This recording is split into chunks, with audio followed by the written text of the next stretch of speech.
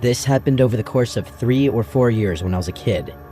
I can't remember exactly when I got the first one, but I started having this recurring, half-lucid nightmare maybe once every couple of months. From what I can remember, here's how it would go. I'd be lying down in bed, only the view wasn't from my first-person perspective. Instead, I'd be looking down at myself from the ceiling, like I was viewing my own bedroom through a security camera feed. The out-of-body dissociation always freaked me out. I'd try to float or swim towards my body, but I was never able to move beyond swiveling my head to look around the room. I was half lucid, so I knew it was a dream, but that didn't make me any less scared. After calming myself down, I'd start noticing strange things about my bedroom. For one, the digital clock on my nightstand would always be counting in reverse. That was typically the first strange detail I'd notice. And once I noticed that, I'd start seeing other weird stuff.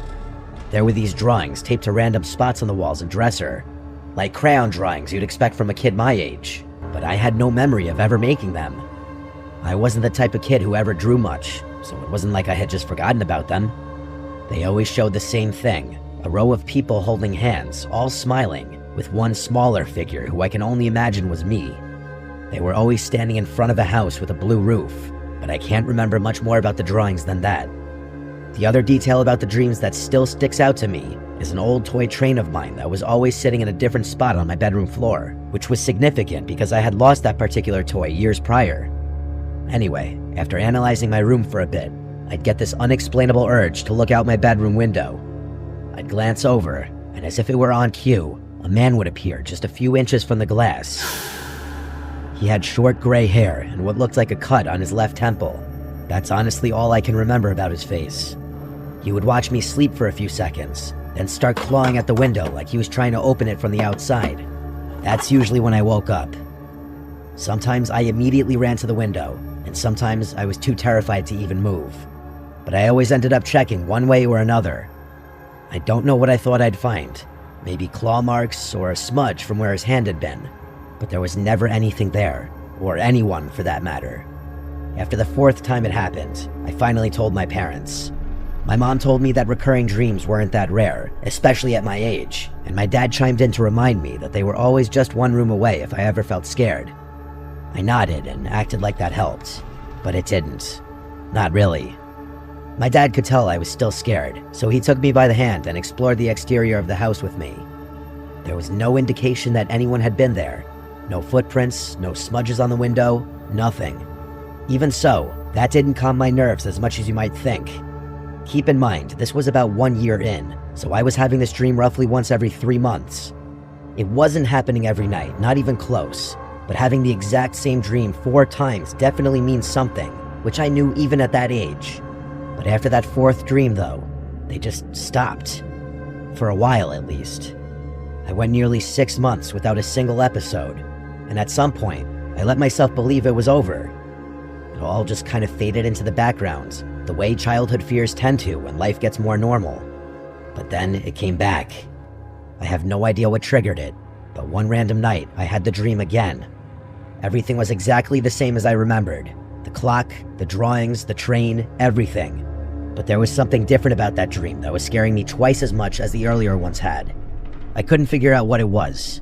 Everything was following the exact same chain of events. But then, as I was looking around the room, I realized what it was. My bedroom window was open.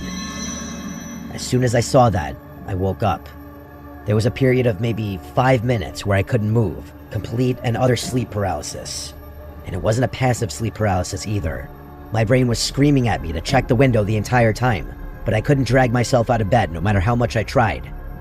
On top of that, I felt significantly colder, as if cold air was blowing through my bedroom window, which I was convinced was wide open. Those 5 minutes were unlike any kind of fear I have ever experienced.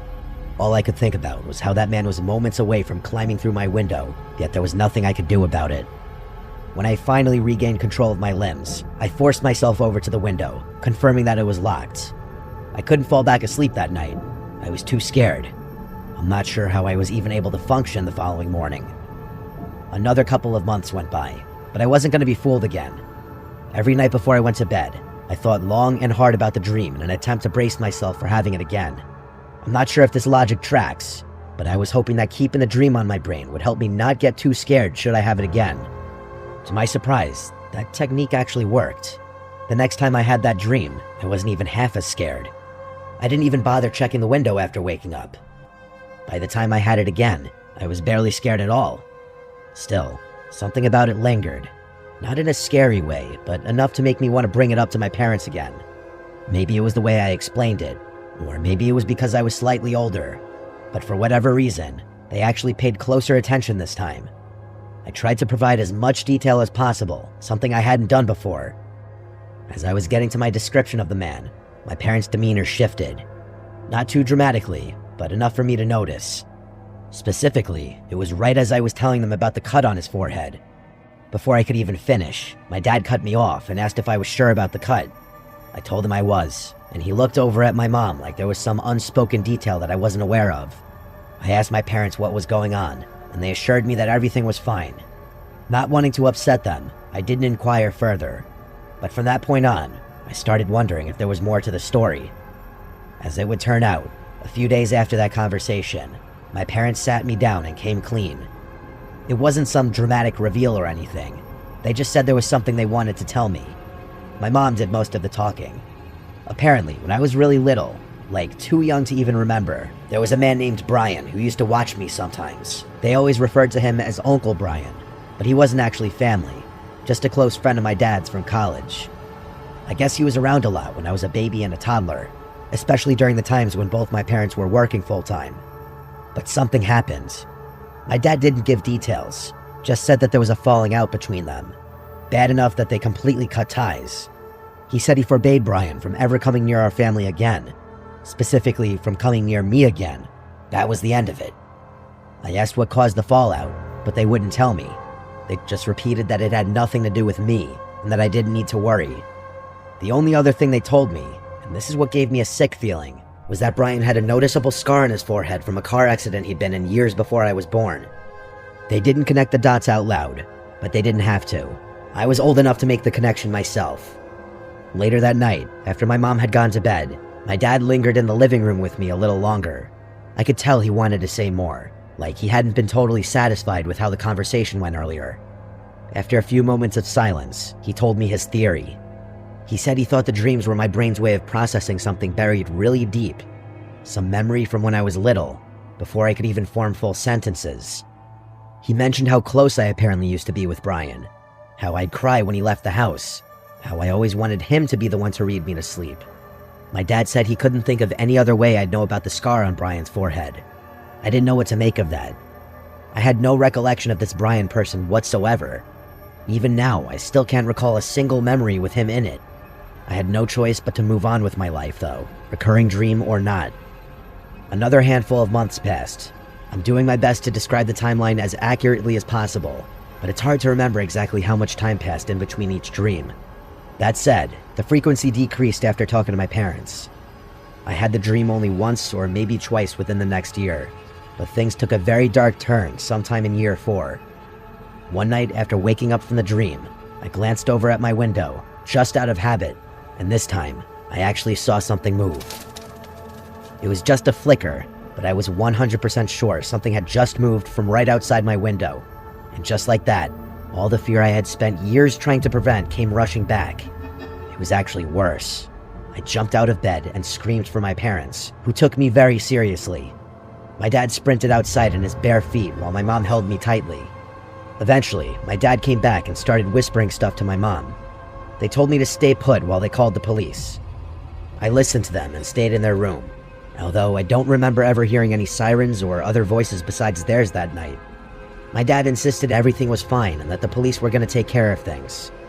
The next day, he confessed to me that he had seen what he thought were extremely faint footprints underneath my bedroom window. I asked him if he thought it was Brian, and he said that was impossible, since they had moved and Brian didn't know where we lived. My dad promised me that nothing bad was going to happen ever, and he would turn out to be right. I never had that dream again. My parents don't like talking about this incident, and I can see why. I'm still yet to get a straight answer out of them, but I've since stopped trying. What I can't wrap my head around is the sickening thought that every time I had that dream, there really was someone outside my window watching me. Was it really plausible that someone had been periodically stalking me for 4 years? It doesn't track, and I can't decide what's scarier. If it really was Brian watching me, or just some complete stranger that my brain associated with him for whatever reason. And who knows how that somehow got translated into my dreams. I've done research, and I still don't even know how that would be possible. Maybe he was making a noise or something, and my brain picked up on it. I really can't say. What I can say is that I'm 95% sure my parents never called the police that night. That's something I will likely never get an explanation for.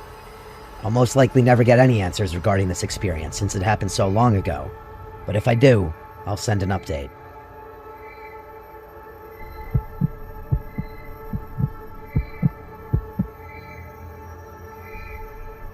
I'm gonna keep this as short as possible. Most nights I fall asleep to some form of sound. It's the best way I know how to knock out quickly. Sometimes it's a chess video, sometimes it's a podcast about space, sometimes it's just a recording of a thunderstorm. You get the idea. I'm a very active dreamer, so whatever I fall asleep to usually gets translated directly into my dreams in some form. For example, if I fall asleep to a soccer compilation, then it's likely I'll have a dream about playing soccer. Part of the reason this is so clutch is because I had a ton of nightmares growing up, and this technique prevents them. This happened a couple of weeks ago during a sleepover at my friend Duncan's place. It was a sleepover, so I had to fall asleep normally. That wasn't an issue for me. It just meant my dreams would be a lot less predictable. There were 3 of us, me, Duncan, and Ian. Duncan's parents were away for the weekend, which is why we were having the sleepover in the first place. He has a lot of big, comfy couches in his living room, so that's where we all slept. That night, I had one of the most vivid dreams I've had in a while. I was out at sea on a small sailboat. I don't even know where it came from. I've never been on a sailboat in my life. The water was super choppy, and I remember the sky being this weird mix of dark purple and gray. The wind was howling, but not in a scary way. It kind of felt like I was in a movie or something. Then the boat lurched. I couldn't see what we hit, but I definitely felt it. Whatever it was, it knocked the whole sail sideways and cracked something underneath.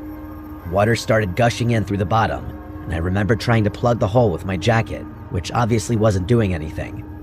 I started panicking, like full-on helpless panic, and just as the boat started to sink, a dolphin jumped out of the water, locked eyes with me, and said in perfect English, "Wake up." That instantly snapped me awake. I'm usually pretty groggy after waking up, but this was different, although I didn't know why yet. I looked around the room, trying to figure out if anything was different or strange, but everything looked normal. My friends were sleeping next to me, and the living room was exactly how we left it. You know that weird in-between phase right after you wake up where you can't really process information accurately? That's what I was experiencing. A few seconds later, though, my brain started functioning properly, and I picked up on a sound that was definitely out of place. There was this distinct rushing sound coming from somewhere upstairs.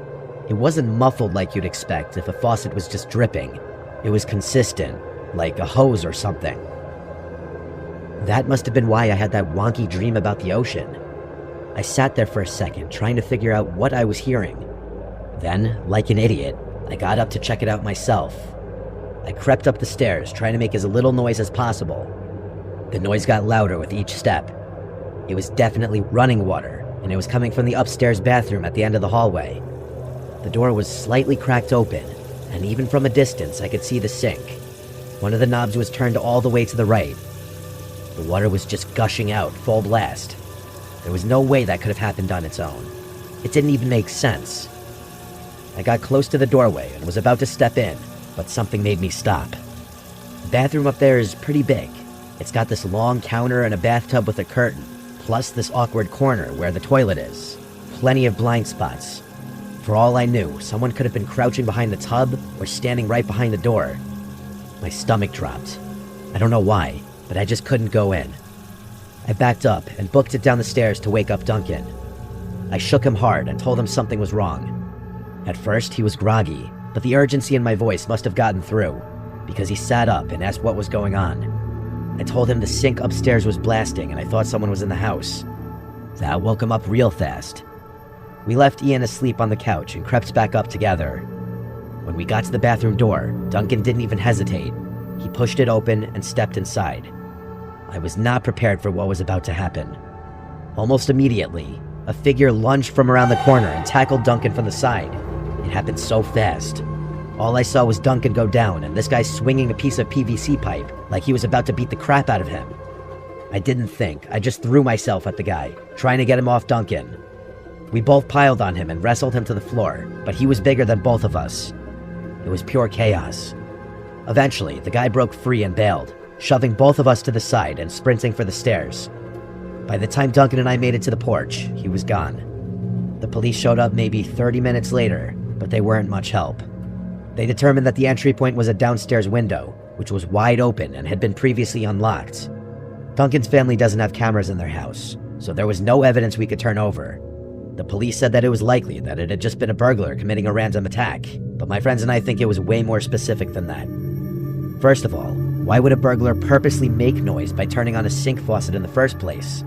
Yeah, it was obviously a trap to lure someone upstairs, but what was the point if he was trying to rob the place? This makes me think he had a more sinister intention, one I can't fully explain. Duncan is convinced that whoever broke in knew his parents were out of town and had expected only one person to be there that night, him. If that's true, then I can only imagine that whoever had broken in intended on seriously injuring or killing Duncan. I don't even like to think about what would have happened had I gone in that upstairs bathroom by myself.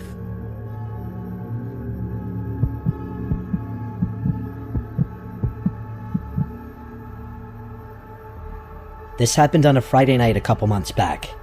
My girlfriend's parents had planned a weekend trip out of town, some kind of anniversary thing, I think. So naturally, my girlfriend Bonnie invited me to stay at her place. Normally, her parents are pretty strict, and sleeping over in her room is definitely off limits, but since they'd be gone the whole weekend, we figured it wouldn't hurt anyone. Bonnie lives in one of those suburban neighborhoods where every house looks the same, quiet enough that by 10 o'clock it always feels deserted. Honestly, that place creeps me out a little whenever I leave late at night, so I was relieved at the thought of just staying put for once. I showed up around 8, brought snacks, and we watched a movie. The usual stuff. Bonnie's room is on the second floor facing the backyard, and from her window, you can just barely see into the dense line of trees that borders their property. They don't have much exterior lighting, so at night it's pitch black out there, like looking straight into a void. Bonnie has a queen-size bed, so we both had plenty of space, enough that we could stretch comfortably without crowding each other. I'll skip the rest of the irrelevant stuff. We eventually turned off the TV around midnight and drifted off. I don't remember falling asleep, but I vividly remember the unsettling dream that followed. Now, before I tell you about it, I want to say one thing. I've only had a false awakening dream a couple of times in my life before. This night was one of them. For anyone who's never had one, it's a really strange and almost transcendent experience. Dreams like the one I'm about to describe are actually the main reason I believe there are things in this world beyond those that we can see. In the dream, I woke up abruptly to the unmistakable sound of a door slamming shut somewhere downstairs. Before I could even process it, rapid footsteps started racing up the stairs. Without hesitation, I shot up in the bed with the intention of intercepting whoever had broken in, but something stopped me. Bonnie's room looked identical to how it had looked when we went to sleep. Every detail exactly as it should have been, except for one thing that I could still picture in my mind's eye even now. A thin yellow glow spilling into the bedroom from the crack beneath the bedroom door. It was just a sliver of light, but for some reason, I couldn't tear my eyes away from it. All my confidence was gone. My vision began tunneling into this little bar of light as everything else started fading to black. The footsteps made it up the stairs and started storming towards the door, but I couldn't do anything about it. I was frozen. And then, silence. I was still fixated on the light below the door when the voices started. At first, it was just one voice, a woman's voice, saying all sorts of nasty things about me. Insults about my appearance, my outlook on life, my future, but then things started getting more personal. It knew things about me, deeply personal things I'd never shared with anyone, not even Bonnie. It started reciting events from my past, things I had said, things I had done, things no stranger would know, things no stranger could know. One voice became two became three, and before I knew it, there were 100 voices tormenting me with my darkest, most repressed secrets. It genuinely felt like the darkest pieces of my brain were being dragged out of my head and thrown under a microscope. I couldn't take it anymore. I threw off the covers, bolted across the room, and swung open the bedroom door, ready to confront whoever was harassing me. But the instant the door opened, every light in the house snapped off, and I was plunged into pure darkness. The voices stopped, and the air turned ice cold, sharp enough to sting my skin, and for a split second, it felt like I'd stepped into another world entirely. I stumbled backwards in a disoriented haze until I found the bed, then scrambled under the covers like I was 6 years old again. And then I woke up. Only I was still dreaming at that point. I just didn't know it. I sat up slowly, obviously still scared, but trying to reassure myself that the nightmare was over. But to my horror, when I looked at the bedroom door, I saw that same beam of light pouring into the room. And then I heard it. The downstairs door slamming shut again, followed by those same frantic footsteps stomping up the stairs. The entire sequence replayed itself with agonizing precision. The footsteps stopping at the door, the voices, the secrets, the whole thing. I couldn't help myself. I again ran towards the door and threw it open, only to experience that same cold darkness as before. When I finally woke up for real, my heart was racing. I was 75% sure I had actually woken up, but I was so disoriented from the strangeness of that double false awakening dream that I couldn't be sure. Bonnie was sound asleep next to me, completely unaware of what I had just been through. That's when I knew I was awake for real. In my dream, I hadn't even thought to look over at the other side of the bed. I started to relax, but when I sat up to look at the bedroom door, I damn near screamed. There, under the door, was that same strip of light that I had seen in my dreams. It was the exact same image. It did make sense. Bonnie and I were alone, and every single light in the house was supposed to be off. For a second, I just stared, unsure of what to make of what I was seeing. But then I heard footsteps downstairs, clear as day. Someone was inside the house. Right away, I knew we were being robbed. Without another thought, I pulled out my phone and discreetly called the police. After telling them what was happening, I tiptoed over to the door just to make sure it was locked. Then, I crept back to Bonnie and gently woke her up, putting my hand over her mouth so she wouldn't accidentally make a noise. She didn't scream or anything when I told her, which was a huge relief. It felt like forever, but after a few tense minutes, the police arrived at the house. Things got loud downstairs. The police actually kicked in the front door, and there was a bunch of shouting. When I felt like it was safe to do so, I went downstairs just in time to see two masked men being ushered into a police car in cuffs. I talked to the officers for a bit and thanked them before going back upstairs. It was late, but Bonnie's parents rushed back from their trip early once they heard what had happened. They weren't even mad that I had stayed the night. After hearing my story, they were actually grateful. About a week after that, Bonnie called me with more information. The officers told her parents that the two men who had been arrested admitted to breaking in because they'd seen a Facebook post about their trip and didn't think anyone would be home. As odd as it sounds, thinking about the actual break-in doesn't bother me all that much. The reason I can't get this experience out of my head is because of that damn dream. I can accept that the noise of the break-ins made its way into my head somehow. That part's fine. But what I don't understand is the actual content of the dream. Bonnie thinks I have some unresolved demons lurking somewhere in my subconscious, but I don't like thinking about that possibility. And as for the door, I was lying down, so I wouldn't have been able to even see the door, let alone conjure up a perfect image of it in my head. I really don't know what to make of that, but that strip of light is something I see all the time. I can literally see it in my head now. I don't even have to be closing my eyes, which is even more troubling. It's not like it's obstructing my vision or anything, but it's always there in the back of my mind. I'm sure that image will go away eventually, but part of me is worried that it'll be seared into my head forever.